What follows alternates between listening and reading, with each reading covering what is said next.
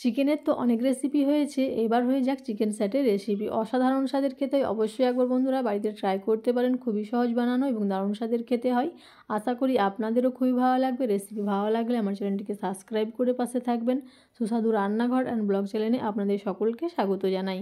তো আজকে আমি 120 পিসের মতো চিকেন স্যাটে বানিয়েছি। বাড়িতে একটা অনুষ্ঠান ছিল, তো সকলের জন্য এটা বানিয়েছিলাম। এখানে নিয়েছি 3 কেজি মাংস। প্রত্যেকটা মাংসের পিস আছে 20 গ্রাম করে। মাংসটা পরিষ্কার করে ধুয়ে নিয়েছি। এখানে নিয়েছি ক্যাপসিকাম আর নিয়েছি পেঁয়াজ। তো ক্যাপসিকামটা অনেকটা আগেই কাটা হয়ে গিয়েছিল, দুটো ছিল দেখিয়েছি। এখানে আমি 500 গ্রাম ক্যাপসিকাম নিয়েছিলাম, 500 গ্রাম পেঁয়াজ। ক্যাপসিকামটা ছোটো ছোটো করে কেটে নিয়েছি আর পেঁয়াজটাও কেটে নিয়েছি, মানে চৌকো সাইজের করে পেঁয়াজ আর ক্যাপসিকামটা কেটে নিয়েছি। কেটে ধুয়ে পরিষ্কার করে নিয়ে চিকেনের মধ্যে ক্যাপসিকাম আর পেঁয়াজটা দিয়ে দিলাম।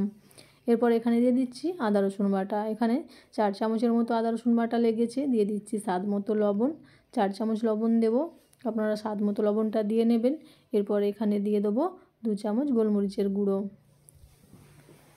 এরপরে দিয়ে দিচ্ছি ধনে গুঁড়ো, 2 চামচ ধনে গুঁড়ো দিয়ে দিয়েছি। তারপরে দিয়ে দিচ্ছি ঝালের জন্য 2 চামচ লঙ্কার গুঁড়ো, আর দিয়ে দিচ্ছি 2 চামচ হলুদ গুঁড়ো।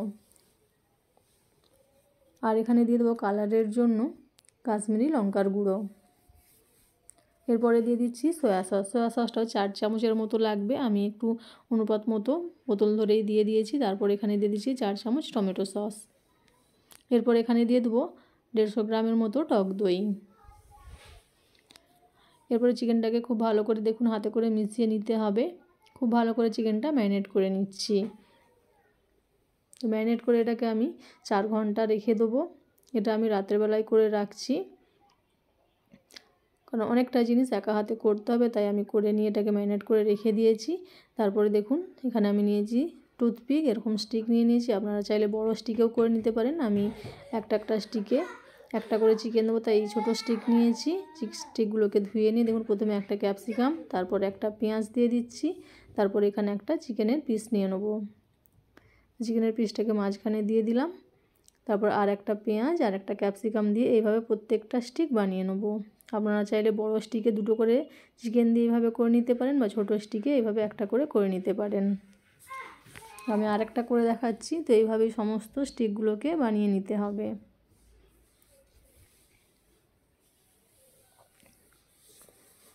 তো এইভাবে সমস্ত স্টিকগুলো রেডি করে নিয়েছি।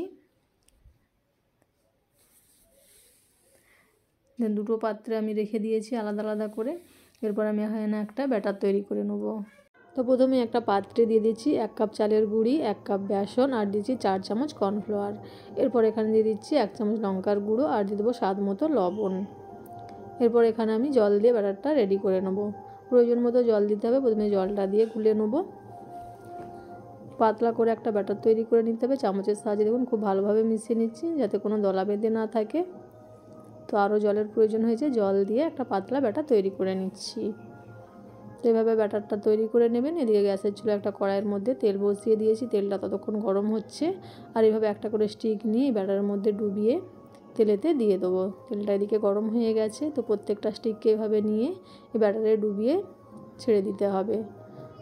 দেখুন খুব পাতলা কোটিং হবে। এইভাবেই প্রত্যেকটা স্যাটেকে দিয়ে দিয়েছি। এরপরে স্যাটেটাকে উল্টে পাল্টে কালার চেঞ্জ হওয়া পর্যন্ত খুব ভালো করে ভেজে নিলেই কিন্তু আমাদের গরম গরম চিকেন স্যাটে একদম রেডি।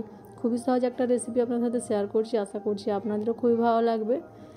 তো স্যাটেগুলো ভাজা হয়ে গেলে তেল ঝরিয়ে নিয়ে তুলে নেব। আর এই স্যাটে খাওয়ার জন্য তার সাথে একটা গ্রিন চাটনি বানিয়েছি, সেটা আপনাদের সাথে শেয়ার করব। তো এখানে নিয়েছি ধনেপাতা, টক দই, কাঁচা লঙ্কা, আর নিয়েছি আদা কুচি।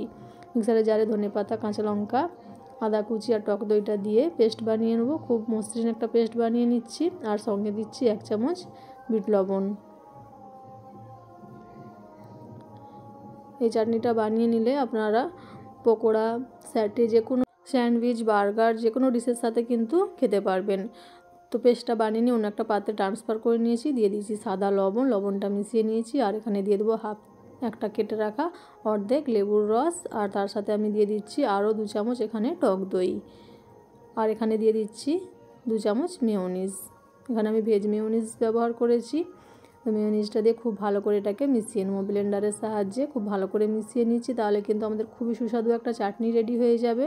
এই চাটনিটা কিন্তু দুর্দান্ত খেতে হয়, একবার অবশ্যই ট্রাই করে দেখতে পারেন। তো রেসিপি কেমন লাগলো অবশ্যই কমেন্ট করে জানাবেন, লাইক করবেন, বন্ধুদের সাথে শেয়ার করবেন। যারা নতুন দেখছেন তারা সাবস্ক্রাইব করে পাশে থাকবেন, নোটিফিকেশান বেলটি অন করে নেবেন যাতে আমার ভিডিও সবার আগে আপনাদের কাছে পৌঁছে যায়। তো দেখা হবে নেক্সট ভিডিওতে, এরকম আরও ভিডিও নিয়ে চলে আসবো আপনাদের কাছে। সুস্থ থাকবেন, ভালো থাকবেন, টাটা।